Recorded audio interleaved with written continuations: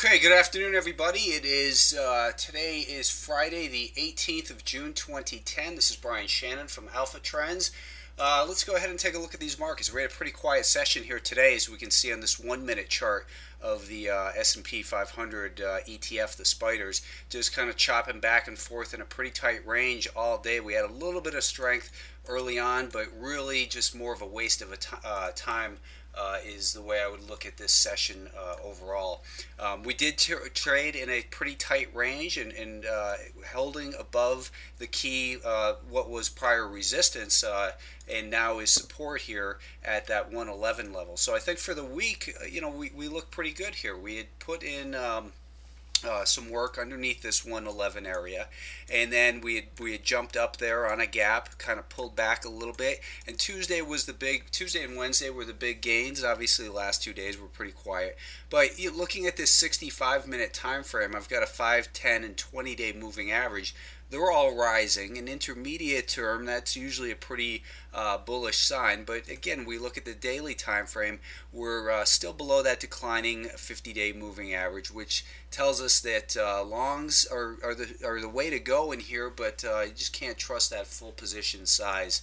Right now, you've got to be more selective. I'll point out again that some of these less developed or emerging markets, whatever you want to call them, such as Mexico, this market has been much stronger. It got past this level right here at about 50.30 was what I would consider basically 111 to be for the S&P 500. So their market got above that, went through that 50-day moving average, and continued to rise. So that's still a possibility for the SPY, that we could run up to and even beyond that 50-day moving average. There's no saying that we're not able to continue to rally. We had light. It's really strange that the volume was so light, especially with options expiration today. But anyways, it's only price that pays, and price pretty much would have bored you to death today. We're holding above the rising 5-day moving average, and we're also above this key level right here. So for next week, we want to continue to see this 111 level hold as support. If we can continue to hold above that, then I think that we still want to give the benefit of the doubt to the buyers in here. There's still a lot of good stocks that are trending higher, and while that's the environment that we're in, we want to be aware of it and enjoy it, but be aware also of that bigger picture. We still have the possibility. We have two possibilities here on the weekly time frame. One is that maybe we're going to create this head and shoulders top and then come down, so a lower high that might bring us up towards 114, 115, or we're going to have this type of scenario that we had seen we'll call this point 1 and we'll call this point 2 right up in here, and then this would be point 1 and this would be point 2. So there's still the possibility that we're just going to consolidate sideways like this, squeeze the shorts higher, and then maybe go on even to new highs. It doesn't seem like the likely scenario here, but until price starts moving lower, we want to try. We want to trust as best we can this bullish activity and look for levels of potential resistance. And the most important thing in an environment like this is that the market continues to hold on to these support levels. And again, 111 is really the big level for the SPY. Now, if we gap down Monday morning to 110.85, I wouldn't say that you want to just get short everything, obviously, because we want to see how it reacts when it gets under there. If it can, if it gets below that 111 and then reclaims that level, then that could be just the pullback that makes it stronger. So again, we just want to keep an open mind here and follow the stocks with the path of least resistance. I've been pointing out to some people that a lot of the stocks that looked like they were bearish candidates. A good example is the CVA. It was making a lower low just about this time, about a week and a half ago, and it just completely exploded and buried the short sellers in there.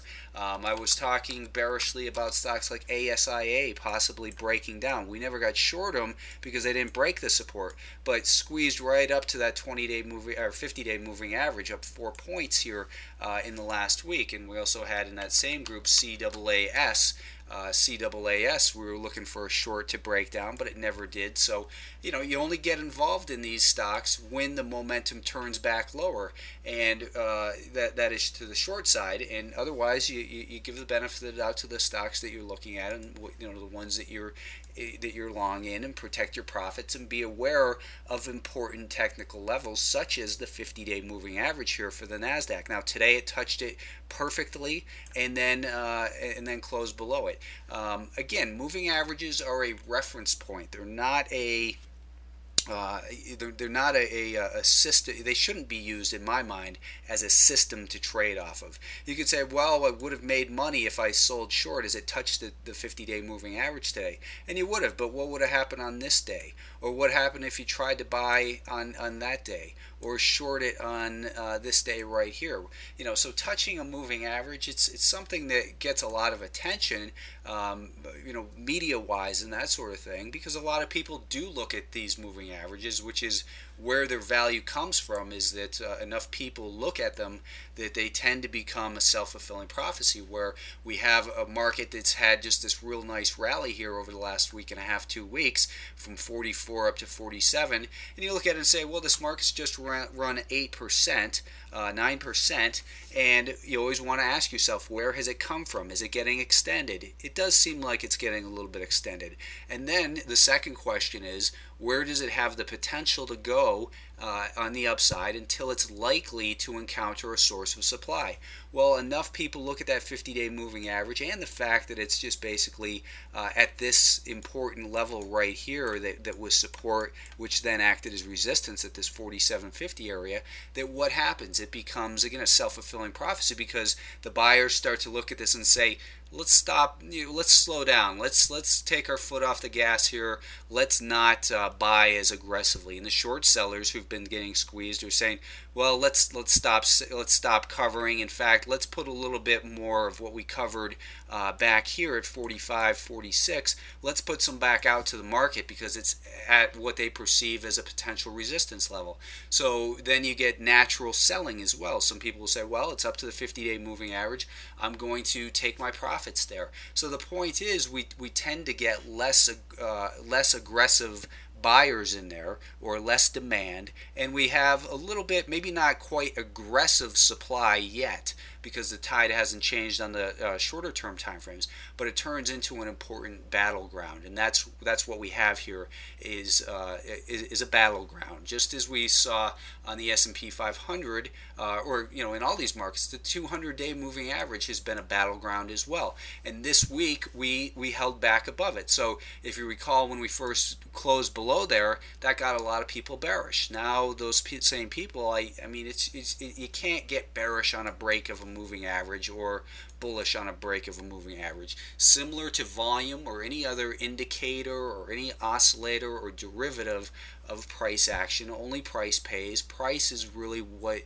leads everything else. Price induces more activity. Price activity, price movement brings in more supply or more demand. That is volume, and then we get to see those battles develop on the shorter term time frames. And we want to say, well, here's where our support is on the SPY 111. If it breaks below there, we're going to get cautious.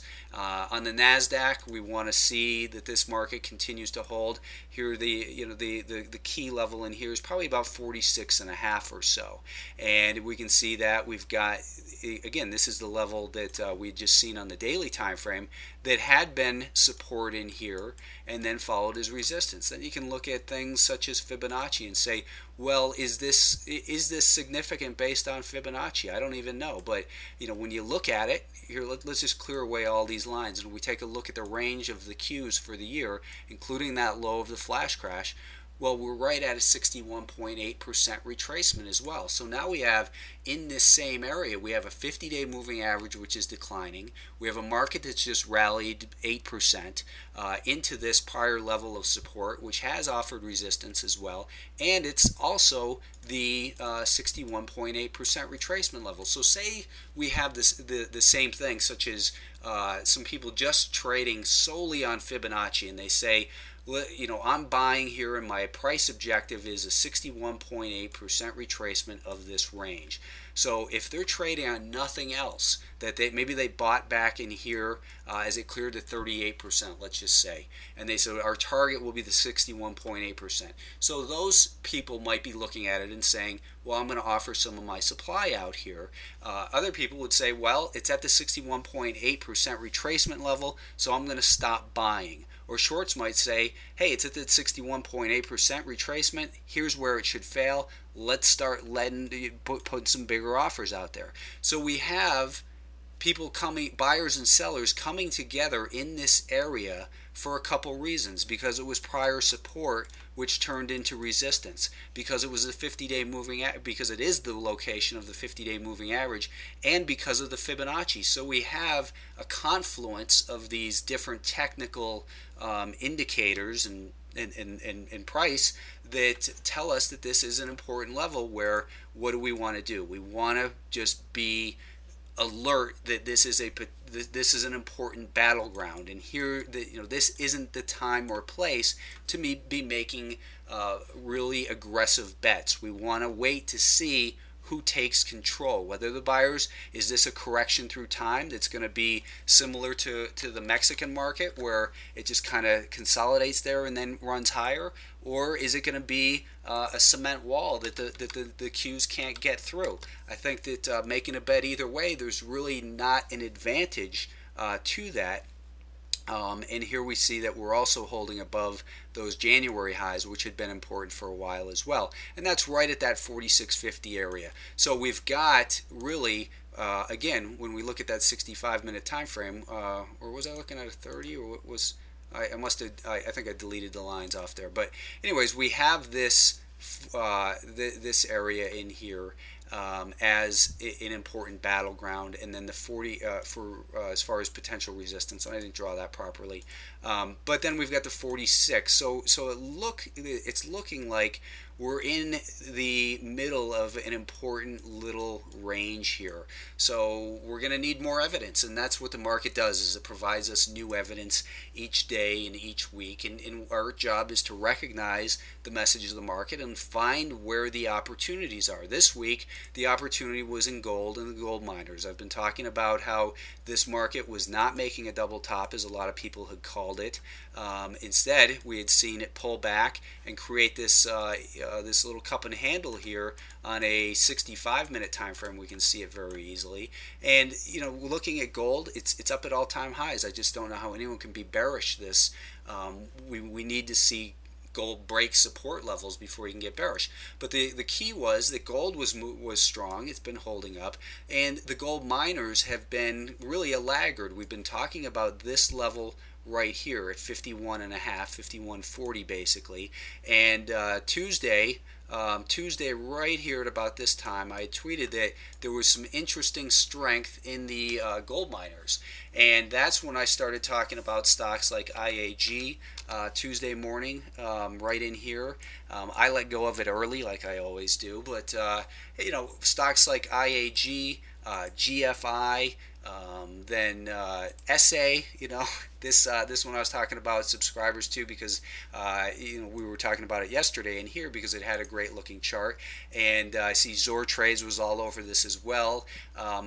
It's kind of a thinly traded stock. I had actually held it overnight and unfortunately let go of it just under 34 bucks a share.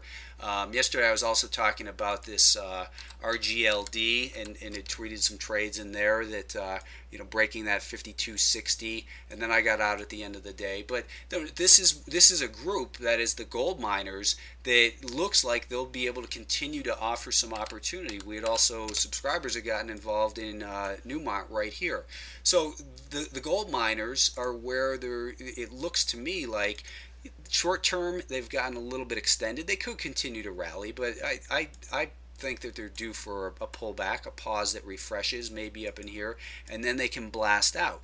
If I'm wrong and they continue to run without me, that's the risk I take. But I prefer the certainty of cash over the possibility of maybe just adding a little bit in profit. So anyways, what I wanted to do too is I had posted that video on last night talking about some ideas that look set up for today. So I wanted to review those stocks And first up, I had spoken about this BYI as a potential short sale, and I was talking about BYI as a short sale underneath these little lows. I said some subscribers might have had it actually from yesterday afternoon, and we wanted to put a stop up near about 39.10. Well, it had a high of 39.01 today, and this thing fell nicely, and it's approaching its support near 37, or its potential support near 37. So that was a good little move lower in there today. There was definitely some opportunity on that on the short side. IAC, I thought that maybe getting back above what is it, 75 cents. That it could get going. It looked like it might have, that it wanted to, but I couldn't hold on. So, anyways, it's still clearly in a very nice trend on the weekly time frame, and this daily time frame. I think this is one you definitely want to keep an eye on next week. For some continued upside. It's got a great weekly trend in the uptrend, and the daily is very healthy as well.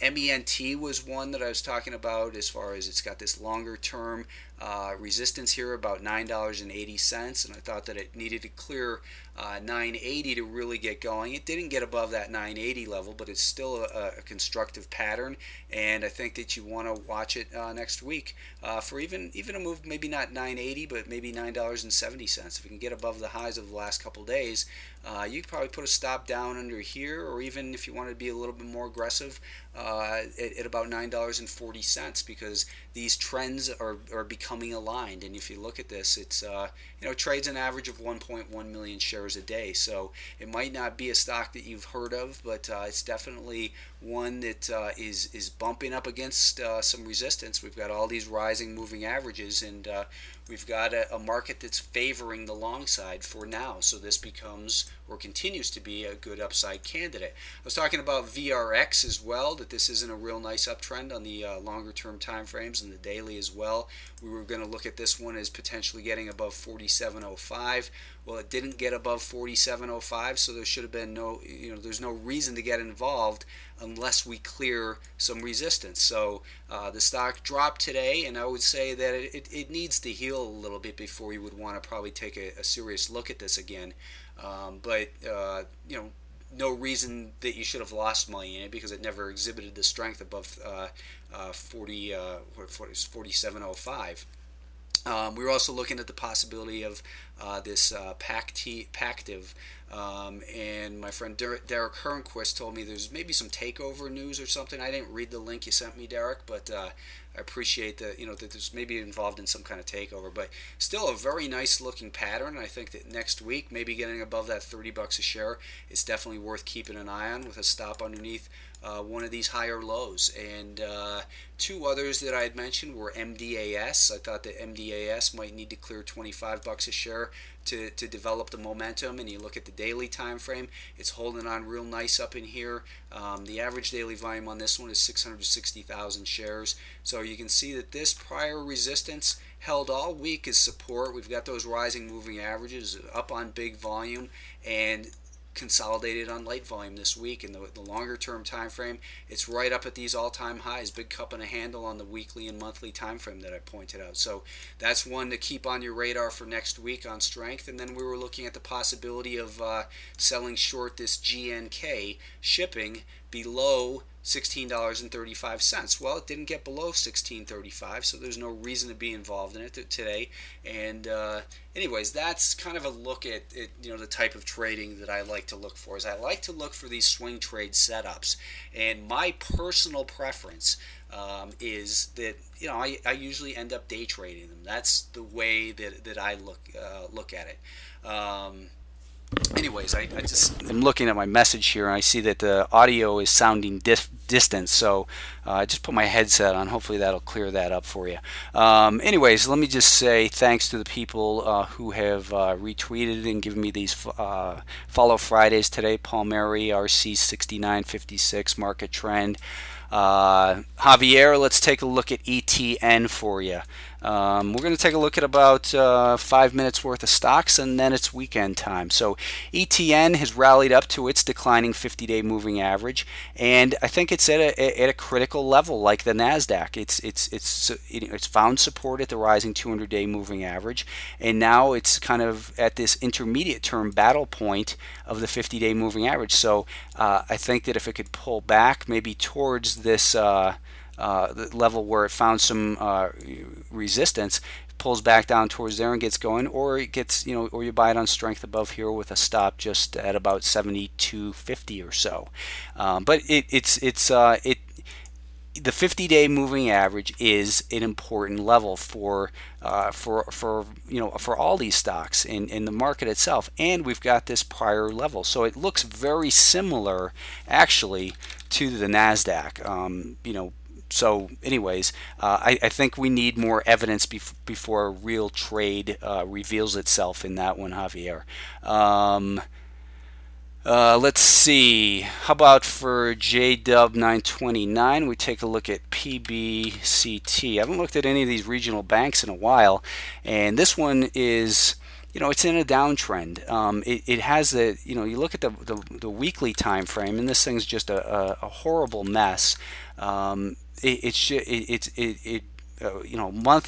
month and a half ago, it broke some really big support in here at 15. I would think that this level is likely to be a big area of resistance. It's in a downtrend. I would say that it's bouncing in that downtrend. You don't want to short it while it's above this, this rising 5, 10, and 20-day moving average. But if it was to fail here, I bet you it would fail pretty good. But I wouldn't go near it on the long side. Maybe you can squeeze another 50, 60 cents out of it. But it's in a downtrend, and it's got all this potential for resistance with all these people who've basically been trapped in this. Over the last 3 years, no one's making money on it except for the people who've bought over the last 3 or 4 weeks. So you have all this prior support, all these people trapped in this thing. It looms now as potential resistance. So I wouldn't spend too much time with that one. Yeah, Adam made a great video when George Bush went down to the floor, and he was trying to, in Pisani was trying to get an interview, and he had Buzz Lightyear. I'll retweet it if you put it up, Adam, but that thing cracked me up. TLT, does it usually move counter to the SPY? I don't follow, Trade Simple, I don't follow the TLT. It's just, I'm just not, I've never once traded TLT or TBT.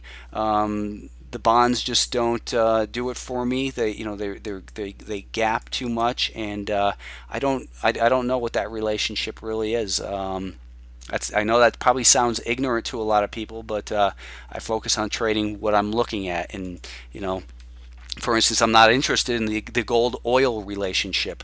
To me, there's no point in looking at it. If I want to trade gold, I look at, is gold going up? Then I buy gold. I don't look at what is oil doing, because it's those relationships are there sometimes, and a lot of times they're not, and that's how big hedge funds blow up, is by trying to bet on those relationships that are supposed to be there. Saber-toothed tiger, if you have time, please take a look at CHK. CHK looks really, it was in this downtrend. It was breaking this pattern of, had this pattern of lower highs and lower lows. Now it's created this higher high here. I think you'd want to see a pullback where it creates a higher low, and then if it could break past this 25 level, then maybe CHK could get going. But right now, now this one's having trouble with its 200-day moving average, and it's kind of funny how precisely it's really following that 200-day moving average is acting as resistance. It was acting as resistance while it was rising, and now as it's flattened out in that. So maybe if it pulled back down towards the 50-day moving average, it could muster the energy and kind of create a little inverted head and shoulders pattern here, and then get going higher. But it seems like it's fighting this battle right there at that 200-day moving average right now. That's going to do it, everybody. It's 2:23 here, so 4:23 on the East Coast. That's enough stocks for the week, I'd say. Hope everyone had a great week of trading, and I will see you next week. Have a great weekend.